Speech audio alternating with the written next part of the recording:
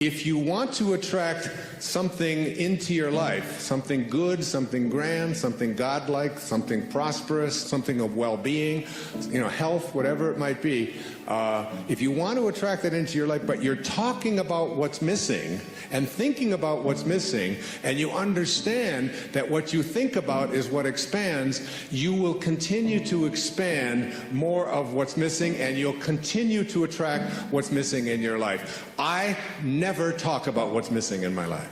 I only put my attention on what I intend to create. And I have shifted it. And I learned this lesson a long time ago, but the place that it probably expresses it better than any is Esther and Jerry Hicks' book, Ask and It Is Given. The teachings of Abraham, it's called Learning to Manifest Your Desires, have more than anything, I think they're the greatest, among the really greatest teachings on the planet today.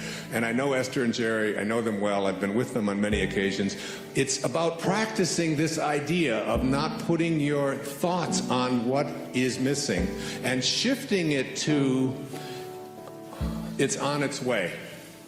It's on its way. It's on its way. 4 words, just get them tattooed someplace inside of you. Whatever it is that you would like to attract into your life, know that it's on its way. And I want to say to you that as you begin to get your thoughts more harmonized with Tao thinking, that is, with the thinking of the source, the thinking of God, that which always has been, that which does nothing but leaves nothing undone. As you begin to more and more harmonize in this way, what happens is that you start elevating your thoughts so that the habit of how you think becomes more harmonized. Rather than a polarity with what you want to attract, it becomes harmonized with it, and it becomes your natural way of how you think all the time.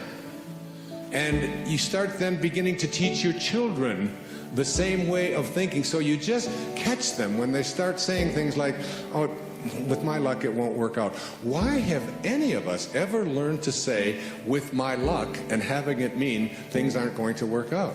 Why wouldn't you say, and just have it as your habit, with my luck, it'll probably show up faster than it normally does? Why not have that kind of a way? Because here's what happens. As you begin to shift the way that you think and have an anticipation that this thing is going to work out for you, you can only act upon your thoughts. And as you get these higher and higher thoughts, what happens is that the thought is now more aligned with what it is you want to attract, and then you start acting upon that thought. And as you start acting upon the thought that it will work out, that it's probably on its way, you start to see how this whole system all works. In other words, call it the universe, whatever you want, begins to conspire with you. It begins to act almost in where you suddenly become a collaborator with fate. And instead of fate being something that just might or might not happen to you, you're in collaboration with what it is that you want to attract. I mean, ask any physician, there's physicians here today, ask them about something called the will to live. Ask them about somebody who's going in for a corneal transplant and thinks that I'm going to see when this thing is done, rather than someone who thinks it probably won't work out. And which one would they rather work with? What is this thing called the will to live? What is this thing, this inner kind of thing that says, I refuse to allow myself to think? I say to my mother, who's 90 years old, almost 91 years old. I was with her for the last 5 days, every day, all morning long with her. And she's been going through some difficulties and so on. Most of you saw her on the PBS show, if you saw The Inspiration. She has always said to me how she was going to die.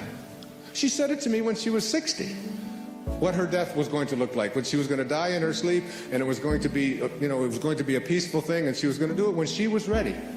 When she was ready, she would leave, and she would know when it was time. And she says, and don't think it's time. I said, well, you got a hangnail there. Maybe we should just move on with it. And she said, no, I'll tell you when I'm ready. But she has always said, I will never allow Alzheimer's into my life. She's always said that is not something. She'll say things like, "Well, I can't remember this name quite as well as I did before, but that concept of all, it's just not anything that I've ever allowed myself to think is a possibility." And I said to her, "Well, what if you're wrong?" She'll say, "Well, who'll know the difference?" And they've done research on this, in studies on gerontology, where what does your life look like from 60 plus versus what does your life look like from 60 down to into your 20s? That people who live a dynamic life into their 60s, 70s, 80s, and 90s, people who feel strong, who don't feel that getting older means that I have to in any way decline any place, physically or mentally. Getting older has nothing to do with the concept of declining. That when people are in their 20s and 30s and 40s and 50s, and this is their perception of what their life is going to be like when they're in their 60s, that those people have a much greater chance of not attracting the kinds of diseases that are so much age-related as do people who think of old as infirm and declining throughout their 20s, 30s, 40s, and 50s. That you change the way you believe about that and you say declining is not a possibility. I don't think about what's missing. You don't put your attention on what's missing. You don't tell other people about what's missing. And you don't tell other people about what you can't do and what isn't working and how terrible the world is. And the Tao teaches so much of it was written for leaders, people in positions of power. But I've translated all of that into your own level of leadership. And the great leaders are the ones who eschew violence. You have got to get yourself to a place where you don't allow yourself to have violent thoughts come into your consciousness. That means you got to watch the movies you're watching. That means the games that your children are playing, video games, have got to be monitored and removed when they have violence built into them. It means that you don't watch the news and you don't read the stories, endlessly reaffirming what a terrible place this world is. It is not a terrible place. It's a perfect place. It's a beautiful place. There are just some leaders who are connected to Tao and others who are not. And we can create the kind of world that we want to create when enough of us begin to say, not part of my consciousness. Nope, I don't buy gossip. No, I don't buy violence. No, I don't have anything to do with that. And you just turn the channel, you turn it off. I pick up a Time magazine when I get on a flight and I go through and I say, I won't read the stories that involve killing. I won't read this. I don't need to hear any more about any more people blowing themselves up. I don't need to continue to have that as a part of my consciousness because I want to be someone who radiates out God-realized thinking. That's what I want to do. And I can't do that if I'm constantly being imbued with that. So I just go through the pages, page. And usually I say, oh, just threw away another $4.95. There's nothing in it to read. Every once in a while, a good story about maybe Tiger Woods or something. But by and large, there's not much in there. And you don't have to fill yourself with that kind of energy. So you don't put your thoughts on what's missing. You don't put your thoughts on what always has been. You don't put your thoughts on what others want for you, unless you want more of what others want for you to continue to show up into your life.